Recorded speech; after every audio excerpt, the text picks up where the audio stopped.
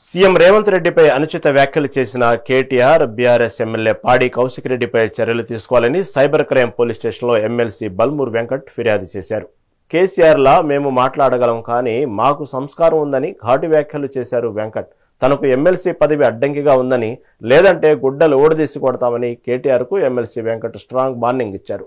ఇప్పటికైనా సీఎం రేవంత్ రెడ్డిపై చేసిన వ్యాఖ్యల్ని కేటీఆర్ వెనక్కి తీసుకోవాలని, లేదంటే బయట తిరగనివంటున్న ఎమ్మెల్సీ వెంకట్తో మా senior correspondent Srinivas face to face. MLC Balmoor Venkat ఉన్నారు. చెప్పండి, ఈరోజు సైబర్ క్రైమ్లో ఫిర్యాదు చేశారు. ఎవరి మీద చేశారు, దేనికోసం చేశారు? కేటీఆర్ పైన చేసిన, వాళ్ళ పార్టీ ఎమ్మెల్యే హుజరాబాద్ ఎమ్మెల్యే పైన చేసిన. వాళ్ళు ఏదైతే అనుచిత వ్యాఖ్యలు చేసి వాళ్ళ ట్విట్టర్ హ్యాండిల్లో ఇష్టం పోస్ట్ చేశారు కాబట్టి దానివల్ల రేపు పొద్దున కింది లెవెల్లో, గ్రౌండ్ లెవెల్లో కొట్లాటలు ఏర్పడే పరిస్థితి ఉంటుంది.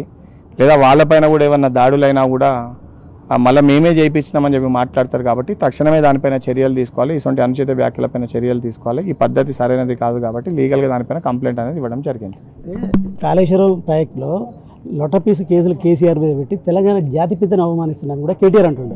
నా జాతిపిత ఎవడు? జాతిపిత జాతిపిత అనే మాటకి అర్థం తెలుసా? మాట్లాడే వ్యక్తికి జాతిపిత అనే వ్యక్తి ఏ రోజు హోదా కావాలనుకోడు, ఏ రోజు డబ్బుని దోచుకోవాలని అనుకోడు. మహాత్మా గాంధీ గారిని జాతిపిత ఎందుకు అంటాము? పదవద్దన్నాడు, ఎటువంటి లాభం కోరలే, దేశ స్వాతంత్రం కోసం పోరాటం చేసిండు, తన ప్రాణాలని అర్పించిండు. ఆయనని జాతిపిత అని అంటాడు. ఈయన చేసిందేంది? దళితుని ముఖ్యమంత్రి చేస్తా అని చెప్పిండు, దళితుల్ని మోసం చేసిండు, 10 ఏళ్ళు అధికార పీఠంలో కూర్చొని ముఖ్యమంత్రి అయిండు. ముఖ్యమంత్రి అవుడుగాక వాళ్ళ కొడుకుని, బయట ఉన్న కొడుకుని పిలుచుకుంటూ, పక్కన ఎడన ఉన్న బిడ్డని పిలుచుకుంటూ, ఒక ఎమ్మెల్యే చేసుకుంటూ, ఒక ఎంపీని చేసుకుంటూ, దొంగతనాలు చేసిన సహచర వాళ్ళ అల్లుడిని మంత్రి చేసుకుంటూ, ఇది కాక సంతోష్ రావుని రాజ్యసభ చేసుకుంటూ, ఇంకే రావుని ఇంకోటి చేసుకుంటూ అన్ని పదవులు అనుభవించారు. అనుభవించడంతో పాటు ఇవన్నీ దోచుకొని పంపకాలు కూడా చక్కగా జరగలేదని చెప్పి వాళ్ళ కుటుంబ సభ్యులు ఈరోజు బయటకు వచ్చి ఒకరినొకరు దయ్యాలు, రాక్షసులు అని చెప్పి వాళ్ళే విమర్శించుకుంటారు. ఈరోజు ఆ చెయ్యలేని వ్యక్తి, దోచుకున్న వ్యక్తి ఈరోజు బయటకు వచ్చి ఆయనని జాతిపితాన్ని సంబోధించడానికి, మరి ఆ సన్నాసి మాట్లాడటానికి జ్ఞానం ఉందా, జ్ఞానం లేదా, మరి నాకైతే అర్థమైతే లేదు. నిజంగా నువ్వు నీతివంతునివి, కేసీఆర్ ఏం తప్పు చేయలేదని అంటే నిన్ను నువ్వు ప్రూవ్ చేసుకో. రేపొద్దున ప్రూవ్ అయినాక మాట్లాడి అందరు కూడా దాన్ని యాక్సెప్ట్ చేస్తారు. కానీ ఏది కాకముందు నేను బయటికి పిలవద్దు, నేను ఎంక్వైరీకి పిలుస్తేనే తప్పు అని అంటే చట్టం ముందు ఎవడన్నా సమానమే. నిన్న కేసీఆర్ని అనవసరంగా పిలిచారు, కానీ ఓన్లీ 6 గ్యారంటీల అమలు కావట్లేదు తెలంగాణలో. ప్రజల ఆగ్రహానికి కాంగ్రెస్ గురి అవుతుంది. కాబట్టే దాన్ని కప్పిపుచ్చుకోవడానికే ఈ కేసులు, కమిషన్ల పేరు మీద విచారణకు పిలుస్తున్నారు. మా వెంట్రుక కూడా బేకలేడని చెప్పేసి కేటీఆర్ బహిరంగంగా చెప్తున్నాడు. ఎలా చూడచ్చు? ఎంట్రీగా పీకలేడు అని చెప్పి అన్ని ముందు మొత్తం పోయినాయి.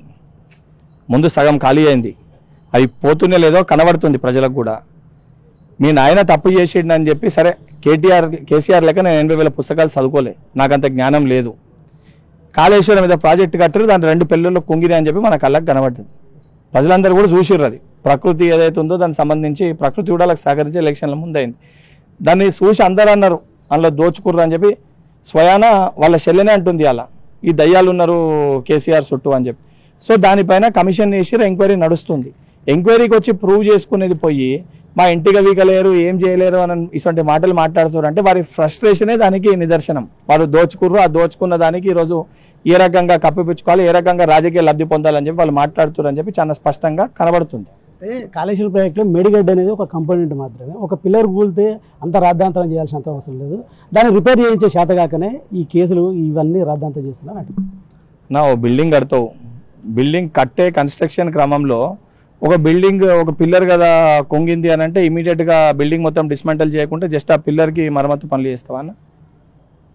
ఒక వ్యక్తి ప్రైవేట్ ప్రాపర్టీ మనం కట్టుకుంటేనే, ఒక పిల్లర్ కొంగితేనే, బిల్డింగ్ కొంచెం వంగుతేనే దాన్ని వేసి టీవీలో చూపించి ఎట్లా పర్మిషన్ ఇచ్చిర్రు, ఏంది ఇది చూసుకోరా, అది ఇది అని చెప్పి మాట్లాడతాం. 1000 కోట్లు పెట్టి కట్టిర్రు ఆ ప్రాజెక్టు. 2 పిల్లర్లు మొత్తం అమాంతం కింద కుంగినాయి. పూర్తిగా నిర్మాణం కాకముందే, దాన్ని పూర్తిగా వినియోగంలోకి తీసుకురాకముందే ఆ పరిస్థితి ఏర్పడ్డది. నువ్వు ఏం వాడకముందే ఆ పరిస్థితి ఏర్పడితే అలా నీళ్లు నింపితే రేపు పొద్దున ఏ పరిణామాలు అవుతుండేనో మనం ఊహించగలుగుతాం. దాన్ని చిన్న పొరపాటు అని చెప్పి సిగ్గు లేకుండా ఎట్లా కప్పిపుచ్చుకుంటారు? సిగ్గుండాల్సిన మాటలు మాట్లాడడానికి. అవు నిజంగానే తప్పిదం జరిగింది, పొరపాటు అని చెప్పి తెలంగాణ ప్రజలకి క్షమాపణ చెప్పాల్సింది పోయి చిన్న తప్పిదం ఏముంది దానికి మరమ్మత్తు పనులు చేయండి అని అంటే అలా నాయన కదా వీళ్ళందరూ కలిసి పంచాయతీ పెట్టుకొని నడ్డిపోకిలో కొట్టినట్టు మాట్లాడుతారు.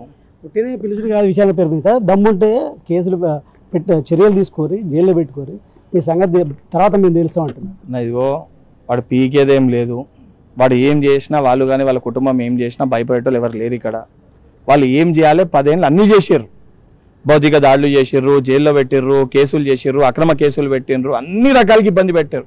ఆర్థికంగా, మానసికంగా, కుటుంబ పరంగా అన్ని రకాలుగా మమ్మల్ని ఇబ్బంది పెట్టారు.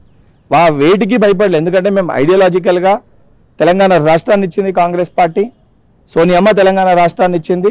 తెలంగాణ రాష్ట్ర ప్రజల కల సహకారం కూడా కాంగ్రెస్ పార్టీయే చేస్తుందని బలంగా ఆ సిద్ధాంతాలని నమ్మి కాంగ్రెస్ పార్టీలో ఉన్న వ్యక్తులం మేము. ఈ రకంగా మమ్మల్ని భయభ్రాంతులకు గురి చేసి పదే మమ్మల్ని ఈ రకంగా ప్రొవోక్ చేస్తే మా ఓర్పు సహనాన్ని మేము కోల్పోతే రేపొద్దున జరిగే పరిణామాలు కనీసం వీళ్ళెవరు తట్టుకునే ఒక పరిస్థితి కూడా ఉండదు.